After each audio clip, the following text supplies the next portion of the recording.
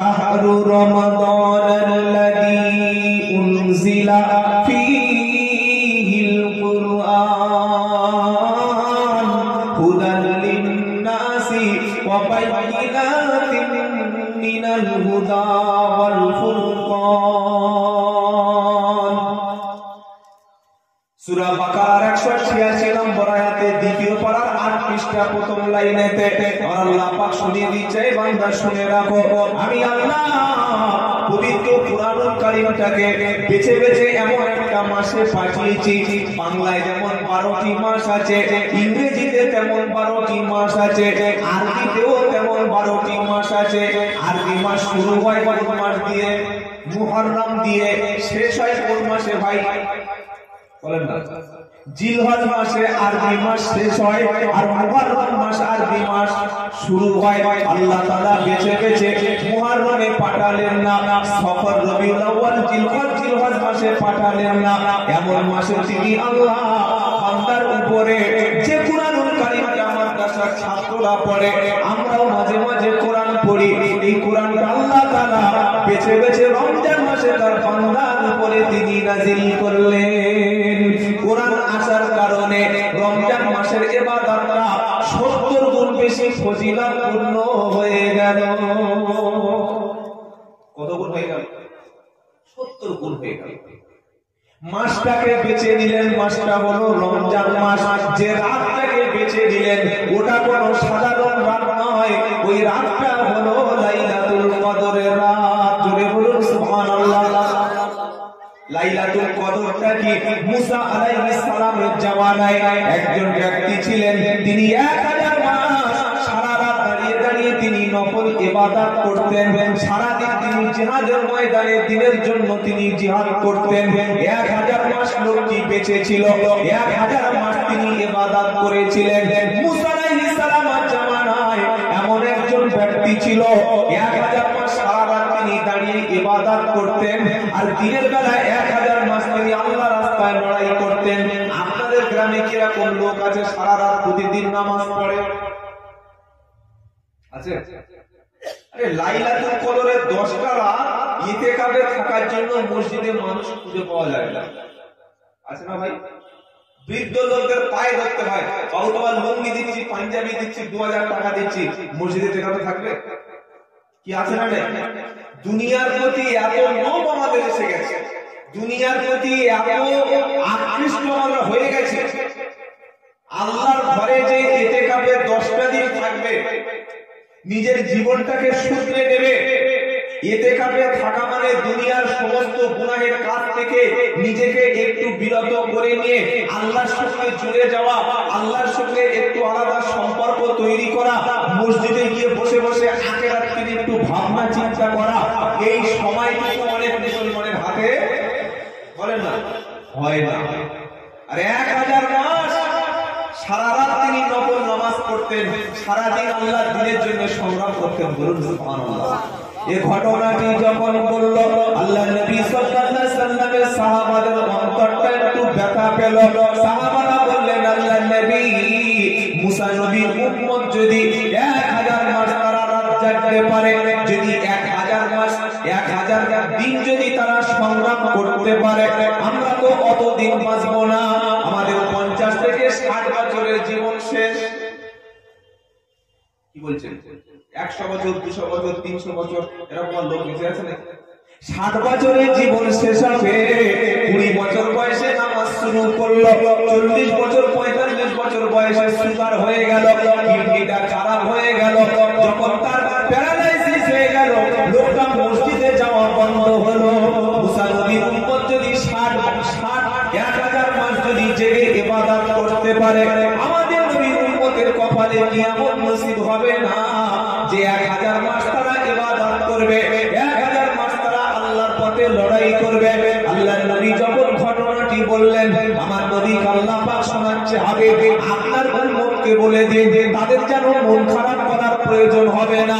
অন্যান্য নবীর উম্মতেরা 1000 মাস রাত জেগে যে ইবাদত না করবে, অন্য নবীর উম্মতেরা 1000 মাস তারা রাত জেগে যে ইবাদত না করবে, দিনের বেলা লড়াই করে যে সওয়াবটা না পাবে, আমি আল্লাহ উম্মতে মুহাম্মাদীর মধ্যে প্রত্যেক বছর রমজান শরীফের মাসে এমন একটা রাত দেব যে রাতের এই রাতের ইবাদতটা 1000 মাসের চাইতে আরো বেশি নেকি হবে। সে রাতটা আমরা অনেক উম্মতে মুহাম্মাদী হেলায় কাটিয়ে দিই। কিছু মনে করবেন না ভাই, অনেক মুসলমান মনে করে শবে বরাতের রাতে হালুয়া খেলে আর রুটি খেলে আমাদের ভাগ্য পাল্টে যায়। সারা বছর নামাজ নাই, সারা বছর মসজিদের কাছে আসে না, শবে বরাতে এমন টুপি পরে এমন সাদা পাঞ্জাবি পরে মসজিদে ভরে গেছে, ফেরেশতারা মনে করছিল সর্বনাশ, এই লোকগুলো সকাল থেকে কোথায় ছিল। কি বুঝলেন? তো সারা রাত ঘুরেছে ভালো, তারপরের দিন ফজরে আর পাওয়া যাচ্ছে না। আমরা মনে করি শবে বরাতে ভাগ্য পাল্টায় না ভাই, তাকদীর পাল্টায়। যে রাতে তাকদীর লেখা হয়, তাকদীরের ভালো মন্দ ফেরেশতারা এক বছরের জন্য নিয়ে যেটা হাজির হয় সেটা লাইলাতুল কদরের রাত। বলুন না সুবহানাল্লাহ। অন্য নবীর উম্মতেরা 100 বছর, 200 বছর, 300 বছর, 400 বছর বেঁচে ছিল, কিন্তু আমাদের নবীর উম্মতের হায়াত কম, আমল কম। তাই আমাদের নবীর উম্মতের জন্য প্রত্যেক বছর একটা রাত আল্লাহ পাক রেখেছেন, যে রাতের ইবাদত সম্পর্কে সাহাবারা যখন মন খারাপ করলেন, আল্লাহ তার হাবিবকে বলছেন, হাবিব মন খারাপ করার কোনো প্রয়োজন নাই, আপনার নবীর উম্মতের জন্য এমন একটি রাত আমি নির্ধারণ করে রেখেছি যে রাতে তারা জাগবে, ইবাদত করবে, কোরআন তেলাওয়াত করবে, নফল নামাজ পড়বে। একটা রাতের ইবাদত 1000 মাস অপেক্ষা আরো বেশি। সে রাতটা কোনটা? সেটা হচ্ছে কুরআন নাজিলের রাত। সুবহানাল্লাহ বলতে ইচ্ছা করে না?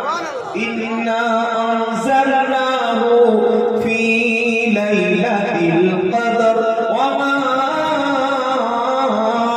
আদরাকা মা লাইলাতুল কদর লাইলাতুল কদরি খায়রুম মিন আলফি শাহর।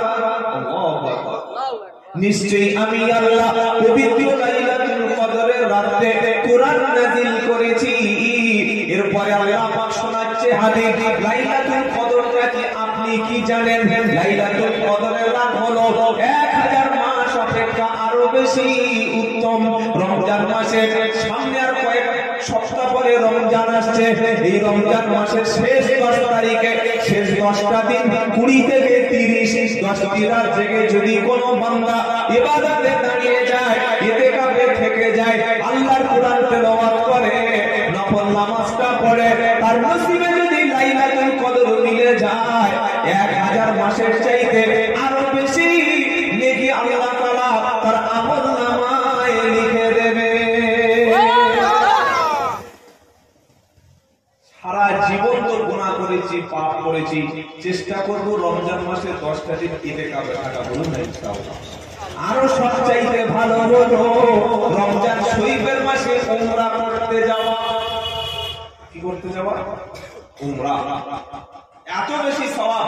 আল্লাহ নবী সাল্লাল্লাহু আলাইহি সাল্লাম বলেন, কেউ যদি রমজান শরীফের মাসে উমরা করতে আসে, সে যেন আমি নবী মুহাম্মদ সাল্লাল্লাহু আলাইহি সাল্লাম আমার সাথে হজ পালন করলো। কাবা শরীফের সামনে আপনি দাঁড়িয়ে আছেন তো সেখানে যেখানে আল্লাহ তাআলা কোরআন নাযিল করেছিলেন। সুবহানাল্লাহ। যেখানে প্রত্যেকটা মুহূর্তে 100 অধিক রহমত নাযিল হয়। আল্লাহু আকবার। এই কিতাবের শ্রেষ্ঠ, কোরআনের মতো শ্রেষ্ঠ কিতাব রমজান মাস যখন শুরু হলো, আল্লাহর নবী মক্কা শরীফ থেকে প্রায় 2 থেকে 2.5 মাইল 3 কিলোমিটার দূরে হেরা নামক একটা পাহাড়, সেই পাহাড় থেকে কাবা শরীফ আগে দেখা যেত। এখন বিশাল বড় বড় টাওয়ার ক্লকগুলো, বড় বড় যে টাওয়ার গুলো হয়েছে, বিল্ডিং গুলো হয়েছে, যার কারণে হেরা গুহা থেকে কাবা শরীফ আর দেখা যায়। কিন্তু আল্লাহর নবী সাল্লাল্লাহু আলাইহি ওয়াসাল্লাম কোরআন যখন আসেনি, নবীকে নবুয়ত দেওয়া হয়নি, বয়স কিন্তু 40 হয়ে গেছে। কার? মুহাম্মদ সাল্লাল্লাহু আলাইহি ওয়াসাল্লামের 40 বছর হয়ে গেছে। তখনও কিন্তু তাকে যে কোরআনের প্রচার করতে হবে, এই দায়িত্বটা দেওয়া হয়নি। ওই কাবা শরীফ হেরা গুহা থেকে ওখান থেকে তাকিয়ে তাকিয়ে কাবা শরীফের দিকে লক্ষ্য রেখে দেখছেন কাবা শরীফের চতুর্দিকে 360টা মাবুদ ছিল, তাদের উপাস্য ছিল। সেই উপাস্যগুলো মাবুদগুলো সেই সমস্ত মূর্তিগুলোকে তারা পূজা করত মক্কার কুরাইশরা। এটা দেখে মুহাম্মদ সাল্লাল্লাহু আলাইহি ওয়াসাল্লামের অত্যন্ত হৃদয়টা ব্যথা পেল যে কিভাবে এটা বন্ধ করা যায়, কিভাবে সমাজকে পাল্টানো যায়, কিভাবে সমাজের মধ্যে নোংরামি দূর করা যায়।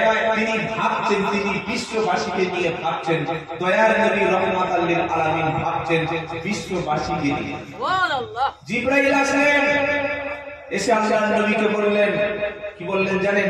ইকরা বিসমি রাব্বিকাল্লাযী খালাক খালাকাল ইনসানা মিন আলাক ইকরা রাব্বুকাল আকরাম আল্লাযী আল্লামা বিল কলম আল্লামাল ইনসানা মা লাম ইয়ালাম।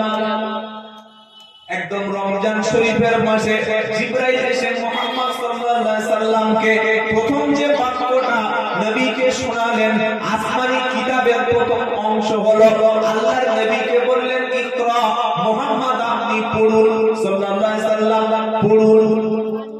নবী কি পড়াশোনা তখন পর্যন্ত জানতেন? নবী বললেন মা আনা বিকারিন, আমি তো পড়তে পারি না, আমি কখনো স্কুলে যাইনি, আমার জীবনে কলেজে পাঠানো হয়নি, দুনিয়াতে কোনো শিক্ষকের কাছে আমাকে পাঠানো হয়নি। অনেকে প্রশ্ন করতে পারে মুহাম্মদ সাল্লাল্লাহু যদি খুব শিক্ষিত মানুষ, সবাই বলছে শিক্ষিত জ্ঞানী গুণী, কিন্তু আল্লাহর নবীকে আল্লাহ কেন দুনিয়াতে শিক্ষা করতে পাঠালেন না? প্রশ্ন হতে পারে না? পারে না। মুসলমানরা বলছে আমাদের নেতা, আমাদের নবী, আমাদের মুহাম্মদ, তো তোমাদের নবী যদি সবচাইতে শিক্ষিত জ্ঞানী হবে, কেন সে স্কুলে গেল না, কেন সে কলেজে গেল না, কেন ইউনিভার্সিটিতে গেল না, কেন বিজ্ঞান পড়লো না, কেন কোন শিক্ষকের কাছ থেকে শিক্ষা নিল না? 40 বছর বয়স পর্যন্ত যে মানুষটা পড়াশোনা জানে না, যে মানুষটা আলিফ বা তা কিছুই জানে না, কোনটা এ কোনটা বি সি ডি জানে না, সে সবচাইতে জ্ঞানী? এটা প্রশ্ন কোন অমুসলিম কোন নাস্তিক করতে পারে মুসলমানদের কাছে? না পারে না। আরে আল্লাহ পাক শোনাচ্ছে, বান্দা শোনো, মুহাম্মদ সাল্লাল্লাহু আলাইহি ওয়াসাল্লামকে আমি আল্লাহ লেখাপড়া কেন শিখাইনি? তার এক নম্বর কারণ হলো পড়াশোনা যিনি শেখাবেন তার মাথার ভিতর সীমিত, তার মাথার মস্তিষ্ক সীমিত। যদি কোন স্কুলের মাস্টার আমাদের সন্তানদেরকে লেখাপড়া শেখায়, এই সন্তানটা এমবিবিএস ডাক্তার হয়ে বড় একজন বিজ্ঞানী হয়ে বড় একজন জ্ঞানী মানুষ যখন হবে, তার কাছে শিক্ষকের সম্মান কম না বেশি? হয়তো শিক্ষা অনেক বেশি, কিন্তু শিক্ষকের সম্মানটা বেশি। যত বড় জ্ঞানী ব্যক্তি হোক না কেন, শিক্ষক আসলে তার মাথাটা অবশ্যই নিচু হবে। যত বড় বক্তা হোক আর যত বড় পীর হোক, ওস্তাদের কাছে বক্তা বা পীরের সম্মান বা মর্যাদা ওস্তাদের কাছে থেকে নিচুতে থাকবে না উঁচুতে থাকবে? নিচুতে থাকবে। যত বড় শিক্ষিত ব্যক্তি হোক, যত বড় জ্ঞানী বক্তা হোক আর যাই হোক না কেন, ওস্তাদের সামনে কোনোদিন চেয়ারে বসতে পারবে না, ওস্তাদকে নিচে রেখে উপরে বসতে পারবে না। ওস্তাদ পিছনে ইক্তেদা করবে আর ছাত্র ইমামতি করবে, এটা হতে পারে না। আল্লাহ পাক শোনাচ্ছে, বান্দা শুনে রাখো, আমার হাবিব তিনি নেতা, তিনি তো সাইয়্যিদুল মুরসালিন। জোরে বলুন সুবহানাল্লাহ। তিনি শুধু উম্মতের নেতা নন, তিনি নবীদের নেতা, ফেরেশতাদেরও নেতা, সমস্ত মাখলুকের নেতা। মাখলুকের নেতা যিনি হবে, সৃষ্টির নেতা যিনি হবে, নবীদের নেতা যিনি হবে, আমার বান্দাদের নেতা যিনি হবে, কিভাবে তিনি পৃথিবীর কোন শিক্ষকের কাছে পড়বে? কোন শিক্ষক যদি তাকে আলিফ বা তা শেখাতেন, কোন শিক্ষক যদি তাকে শিক্ষকতা করতেন, আমি আল্লাহ আমার পরে মুহাম্মদ সাল্লাল্লাহু আলাইহি ওয়াসাল্লামের সম্মান মাঝখানে আর কারো বড় আমি করব না।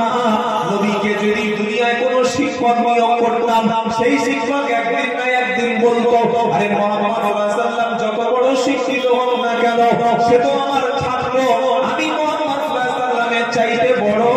এমন কোন কথা পৃথিবীর কোন মানুষকে বলতে দেব না। তাই আমি আল্লাহ মুহাম্মদ সাল্লাল্লাহু আলাইহি ওয়াসাল্লামের শিক্ষক, স্বয়ং আমি আল্লাহ হয়ে গেলাম।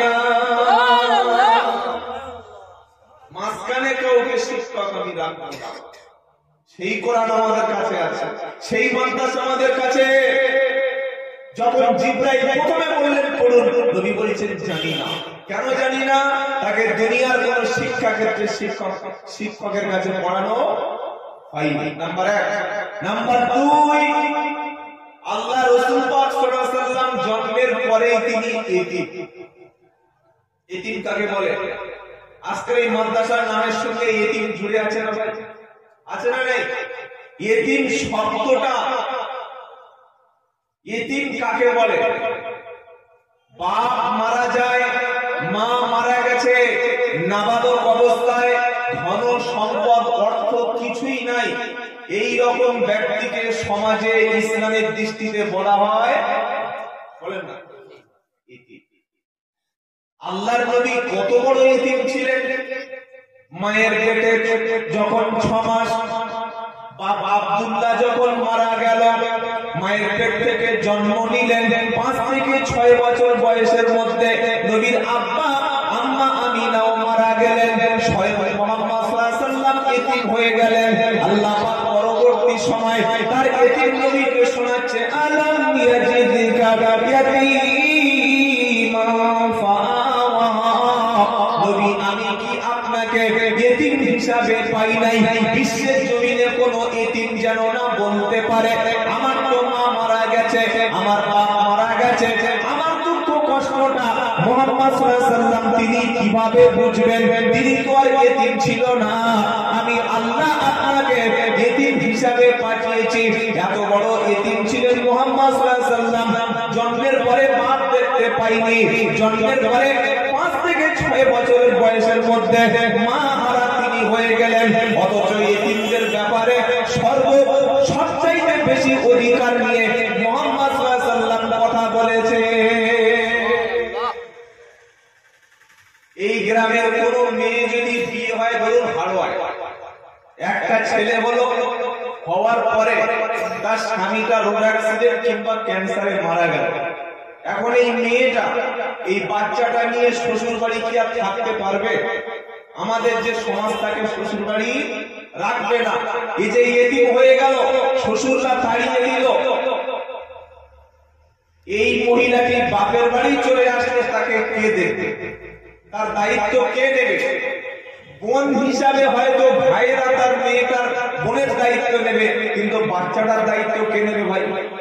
1400 বছর আগে মুহাম্মদ সাল্লাল্লাহু আলাইহি ওয়াসাল্লাম সমাজের কাছে মেসেজ দিয়ে গেছে, এরকম যদি কোনো এতিম কেউ হয়ে যায়, এরকম যদি কেউ অনাথ হয়ে যায়, সেই এতিমকে তোমরা গলা ধাক্কা দিয়ে তাড়িয়ে, আরাআইতাল্লাযী ইউকাযযিবু বিদ্দীন ফাযালিকাল্লাযী ইয়াদউল ইয়াতীম ওয়া লা ইয়াহুদ্দু আলা তুআমিল মিসকিন। কোরআন পড়ি আমরা, কিন্তু কোরআনের অর্থ জানি না। হাজী সাহেব রমজান মাসে আসরের নামাজের 8 ঘন্টা পরে ইফতারকে সামনে নিয়ে কোরআন পড়তে শুরু করেছে। আরাআইতাল্লাযী ইউকাযযিবু বিদ্দীন ফাযালিকাল্লাযী ইয়াদউল ইয়াতীম। হঠাৎ ইফতারের পূর্বে একটা এতিম বাচ্চাকে নিয়ে বিধবা মা রমজান মাসে এসে বলছে, হাজী সাহেব রোজা রেখেছি, সাহারিতে পানি দিয়ে সাহারি করেছি, ইফতারের বাড়িতে কিছু নাই, আল্লাহ আপনার অনেক পয়সা দিয়েছে, অনেক সম্পদ দিয়েছে, আমার ছেলের বাবা মারা গেছে, তার থাকার মতো খাওয়ার মতো কোনো ব্যবস্থা নাই, দয়া করে একটু খাবার দেবেন। হাজী সাহেব কোরআন পড়ছিল, কোরআন পড়া বন্ধ করে দিয়ে হাড় ধাক্কা মেরে এতিমকে তাড়িয়ে দিল, দিয়ে বলল এখনই বাড়ি থেকে বার করে দাও। বিয়াদব ননসেন্স, তোমার কোনো জ্ঞান নাই, আমি কোরআন পড়ছি তুমি কি দেখতে পাচ্ছ না?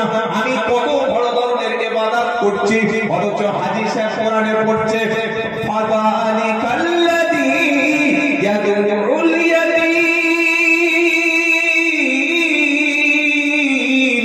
এতিমদের গলা ধাক্কা দিও না, এতিমদের সঙ্গে রূঢ় ব্যবহারটা করো না, এতিমকে তোমরা কখনো তিরস্কার করো না, করছে যেটা অর্থ জানে না বলে এতিমদের গলা ধাক্কা দিচ্ছে। ভাই আল্লাহর নবী শোনাচ্ছে, এতিমকে লালন পালন করনেওয়ালা, যে মা স্বামী হারিয়ে গেছে, যে মা বিধবা হয়ে গেছে, সারা জীবনের মতো বাচ্চাটা আর কখনো আব্বা বলে কেউ ডাকবে না, আর কখনো দাদু বলে কখনো কেউ ডাকবে না। ওই রকম এতিম বাচ্চাকে আমার কোন উম্মত যদি নিজের বাড়িতে লালন পালন করে, আশ্রয় দেয়, তাদের থাকার এবং শিক্ষার ব্যবস্থা করে, আমি নবী মুহাম্মদ মুস্তাফা সাল্লাল্লাহু আলাইহি সাল্লাম এতিমের লালন পালনকারী ব্যক্তি জান্নাতের পাশাপাশি থাকবো। সেই এতিমদেরকে কোনো স্কুল কিন্তু নেবে না। আজকের মাদ্রাসা যে চলছে ভাই, আপনাদের প্রত্যেকের সহযোগিতায়, আপনারা শ্রম দিয়েছেন, অর্থ দিয়েছেন, মাল দিয়েছেন, ব্যবসার টাকা বাঁচিয়ে সারা মাস পরিশ্রম করে যে অর্থ দিয়েছেন, সেই অর্থে এমনও এতিম বাচ্চা আছে যারা বাড়িতে গেলে তাদের বাপ নাই, মাও নাই, আছে না? অথচ আল্লাহর নবী কি বলছেন সাল্লাল্লাহু আলাইহি সাল্লাম, এতিমের লালন পালনকারী ব্যক্তি আর আমি নবী মুহাম্মদ সাল্লাল্লাহু আলাইহি সাল্লাম জান্নাতের পাশাপাশি একই ঘরে থাকবে। সুবহানাল্লাহ! কে দায়িত্বটা নেবে এতিমদের? পৃথিবীর কেউ নেবে না। সেটা যারা নিয়েছে তারা মাদ্রাসাওয়ালা, তারা কোরআন প্রেমিক, যারা মাদ্রাসাকে ভালোবাসে, কোরআনকে যারা ভালোবাসে, তারাই তো মাদ্রাসার দায়িত্বটা নিয়েছে ভাই। আর মাদ্রাসার মধ্যে এতিমের সঙ্গে ভালো আচরণ যারা করে, এতিমকে শিক্ষা দেওয়া, এতিমকে লালন পালন করা, এতিমকে দ্বীনের শিক্ষায় আল্লাহর রাস্তা চিনিয়ে দেওয়া, এতিমকে দুনিয়ার সমস্ত খারাপ কাজ থেকে বাঁচানো, তাকে সময় মতো খেতে দেওয়া, তাকে দ্বীন ইসলাম শিক্ষা দেওয়া, এর চাইতে উত্তম কাজ আর পৃথিবীতে হতে পারে না। যে কাজটা আপনারা করছেন সবচাইতে বড় এতিম ছিলেন মুহাম্মদ মুস্তাফা সাল্লাল্লাহু আলাইহি সাল্লাম। এই এতিমদের সম্পদ ভক্ষণ করনেওয়ালা ব্যক্তিদেরকে আল্লাহ কঠোর হুঁশিয়ারি দিয়েছে। অনেক ব্যক্তি আছে এতিমের সম্পত্তি ভক্ষণ করে, এতিমের মাল খায়, এতিমের জমি, এতিমের ব্যাংকের টাকা, এতিমের বাপ রেখে যাওয়া সম্পত্তিগুলো নিজে ভক্ষণ করে নেয়। আর যে এতিম তাকে মাহরুম করে, তাকে বঞ্চিত করে। এতিমের মাল যারা খাবে তাদের সম্পর্কে আল্লাহ কি বলছে, ইন্নাল্লাযীনা ইয়াকুলুনা আমওয়ালাল ইয়াতামা যুলমান ইন্নামা ইয়াকুলুনা ফী বুতুনিহিম নারা ওয়া সায়াসলাউনা সাঈরা। 4 পারা সূরা নিসা 10 নম্বর আয়াতে 14 নম্বর লাইনেতে আল্লাহ পাক শোনাচ্ছেন, নিশ্চয়ই এতিমের সম্পত্তি ভক্ষণ করবে যারা, এতিমের মালগুলো অন্যায় ভাবে খাবে যারা, তারা তাদের পেটে আগুন ছাড়া অন্য কিছু খাচ্ছে না, আমি আল্লাহ খুব তাড়াতাড়ি তাদেরকে জাহান্নামে প্রবেশ করাবো। এই এতিমদের লালন পালন করব, বলুন ইনশাআল্লাহ। বলেন ইনশাআল্লাহ। আমাদের যে সমস্ত এতিম বাচ্চারা এখানে পড়াশোনা করে, আল্লাহর নবী সাল্লাল্লাহু আলাইহি সাল্লাম মদিনার রাষ্ট্র যখন প্রতিষ্ঠা করলেন, যে সমস্ত মা বিধবা হয়ে যেত, যে সমস্ত বাচ্চারা এতিম হয়ে যেত, নবী একটা ব্যাংক উদ্বোধন করলেন, ব্যাংকের নাম দিলেন বাইতুল মাল। আল্লাহর নবী বললেন, আমি নবী মুহাম্মদ মুস্তাফা সাল্লাল্লাহু আলাইহি সাল্লাম এই আমার মদিনার সাম্রাজ্যের মধ্যে, মদিনার রাষ্ট্রের মধ্যে যতগুলো এতিম বাচ্চা আছে, তার বিধবা মা আছে, প্রত্যেকের থাকার, খাওয়ার, চিকিৎসা, খাদ্যের ব্যবস্থা আমি আল্লাহর নবী নিজে কাঁধের উপরে তুলে নিলাম। তিনি আমাদের মতো বান্দাদেরকে পবিত্র কোরআনের একটা মজলিসে, মাদ্রাসার জলসায় আসার তৌফিক দান করেছেন। সেজন্য আমরা সকলে আল্লাহর শুকরিয়া আদায় করি, সকলে বলি আলহামদুলিল্লাহ। প্রিয় নবীর উপরে লাখো কোটি দরুদ ও সালাম বর্ষিত হোক, সকলে বলি সাল্লাল্লাহু আলাইহি ওয়াসাল্লাম। মহান আল্লাহ পাকের অশেষ রহমত, অশেষ দয়া, তিনি তার বান্দাদের জন্য, বান্দাদের হেদায়েতের জন্য কুরআনুল কারীমের মতো শ্রেষ্ঠ একটা কিতাব দিয়েছেন। যারা সৌভাগ্যবান, আল্লাহ তাআলা যাদের কপালকে ভালো রাখেন, যাদের তাকদীরকে ভালো রাখেন, যাদের নসিবটা ভালো, সেই ব্যক্তিগুলিকে আল্লাহ তাআলা কোরআনের জন্য কবুল করে। বলুন সুবহানাল্লাহ। আর যারা কপাল পড়া হয়, যারা বদনসিব হয়, যাদের তারা কোরআনের কাছেও আসতে পারে না এবং কোরআন শোনার মতো সৌভাগ্য তাদের হয় না। আজকের যে এতিমখানা বা মাদ্রাসার জলসা, রব্বুল আলামিন পবিত্র কুরআনুল কারীমের মধ্যে যতগুলো ওয়াদা করেছেন, সমস্ত ওয়াদা মুমিনের জন্য। আর তার সবচেয়ে বড় যে ওয়াদাটা, সেটা হচ্ছে এই যে কুরআন নাজিল করেছি আমি আল্লাহ এবং হেফাজতের দায়িত্ব স্বয়ং আমি আল্লাহর। পৃথিবীর জমিনে যত কিতাব এসেছিল,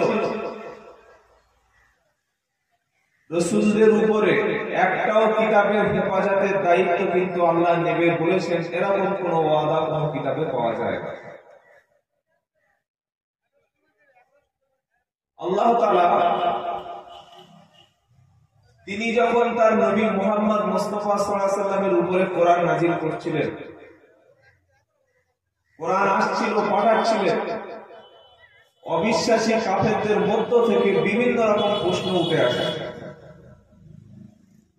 তারা বলতো, আরে মুহাম্মদ সাল্লাল্লাহু আলাইহি ওয়াসাল্লাম তো আমাদের ঘরের লোক, সে যদি সত্যি নবী হয়ে থাকবে তাহলে সে হাটে যাবে কেন, বাজারে যাবে কেন, সে খাবে কেন? আর আল্লাহ তাআলা দেখে দেখে কারোর উপরে প্রেরণা নবী মুহাম্মদ সাল্লাল্লাহু আলাইহি ওয়াসাল্লামের উপরে কোরআন নাযিল করলো। তারা প্রশ্ন করলো, ওয়াকালু মালি হাদার রাসূল ইয়াকুলু তাআমা ওয়া ইয়ামশি ফিল আসওয়াক।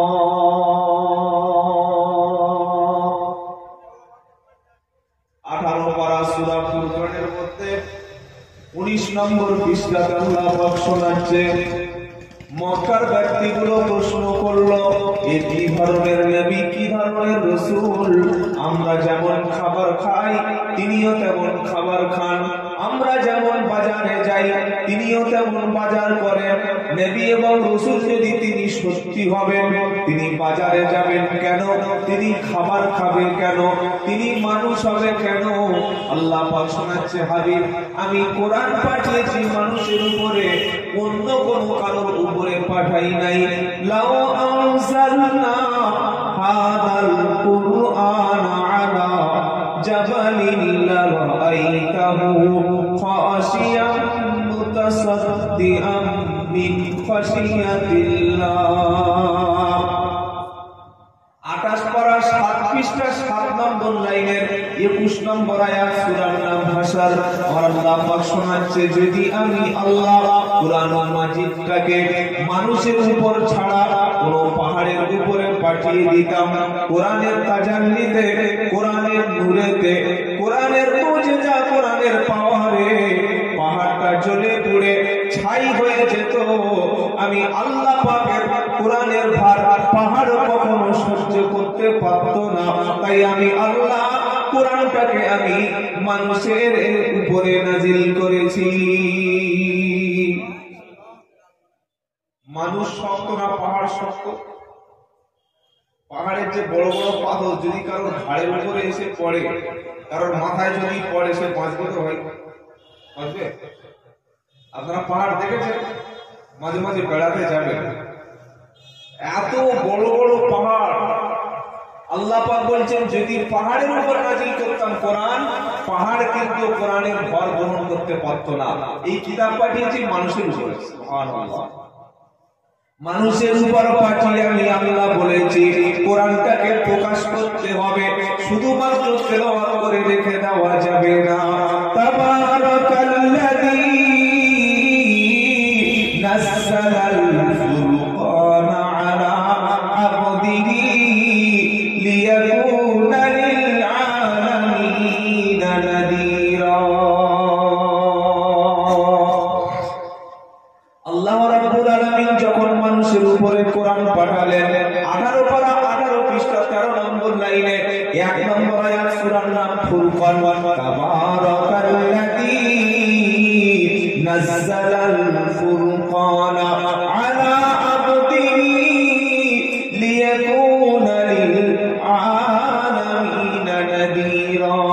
বরকতময় তিনি আল্লাহ, পবিত্র তিনি আল্লাহ, যিনি তার বান্দার উপরে ফুরকান নাযিল করেছেন। কোরআনের আরেকটি নাম হলো ফুরকান। কেন ফুরকান নাযিল করেছেন? যাতে মানুষগুলিকে তিনি সাবধান করতে পারেন, মানুষগুলিকে সতর্ক করতে পারেন। কিয়ামতের দিন যেন কোনো ব্যক্তি না বলতে পারে আমরা তো জাহান্নাম সম্পর্কে জানতাম না, কবরের আযাব সম্পর্কে জানতাম না, আখিরাতে হিসাব হবে এসব বিষয় কিছু আমরা বুঝতাম না। এমন কথা যাতে মানুষ না বলতে পারে, সেজন্য সমস্ত মানুষের কাছে আমি সতর্ককারী পাঠিয়েছি। কোন মানুষ হাসরের ময়দানে গেল বলতে পারে না রব্বানা আমরা তো কোরআন কখনো শুনিনি, আযাবের কথা কখনো শুনিনি, জান্নাতের কথা কখনো শুনিনি। আলেম ওলামারা যদি তারা কোরআন হাদিস বলতো তাহলে আমরা সাবধান হয়ে যেতাম, এসব কথা কখনো শুনিনি। এমন কথা মানুষ যাতে না অভিযোগ করতে পারে, সেজন্য সতর্ককারী হিসাবে অসংখ্য নবী এবং রাসূল আল্লাহ পাঠিয়েছে। এখন মাধ্যমিক পরীক্ষা চলছে, তাই তো ভাই? যদি মাধ্যমিক পরীক্ষা কবে হবে যদি লিস্ট না দিয়ে দেয়, পরীক্ষাটা যে কবে হবে, কোন কোন সাবজেক্টে পরীক্ষা হবে, এগুলি আগাম না জানিয়ে দিয়ে ফট করে যদি গোপনে পরীক্ষা চালু হয়ে যায়, ছাত্রদের মধ্যে ক্ষোভ হবে না? হবে না? হবে না? অনেক মানুষ মনে করে যে আল্লাহ তাআলা মনে হচ্ছে কোনো কিছু গোপন রেখেছেন, রাসূল কারীম সাল্লাল্লাহু আলাইহি ওয়াসাল্লাম কোনো কিছু গোপন রেখেছেন। ইসলামে কোনো কিছু গোপন নাই, সব কিছু আল্লাহ তাআলা খুলে বলে দিয়েছেন। কোন কাজ করলে কি হবে, কোনটা করলে কি হবে, একটাও জিনিস গোপন নাই, যাতে করে আখিরাতে কোনো মানুষ না বলতে পারে আল্লাহ তুই তো আমরা জানতাম না, আল্লাহ আমাদের কাছে শুনিনি, আল্লাহ আমাদের কাছে কেউ পৌঁছায়নি, এরকম কোনো খবর গোপন নাই, সব কিছু খুলে বলে দিয়েছেন। এই জন্য যাতে আখিরাতে আমাদের কোনো বিপদে না পড়তে হয়, আখিরাতে যাতে আমাদের কোনো শাস্তির মুখোমুখি না হতে হয়। তো যখন এই কোরআনুল কারীম আল্লাহ তার রাসূলের উপরে পাঠাচ্ছিলেন, প্রথম কোরআনুল কারীম রাসূলের উপরে শুরু হলো পবিত্র রমজান মাসে। কোন মাসে বলেন?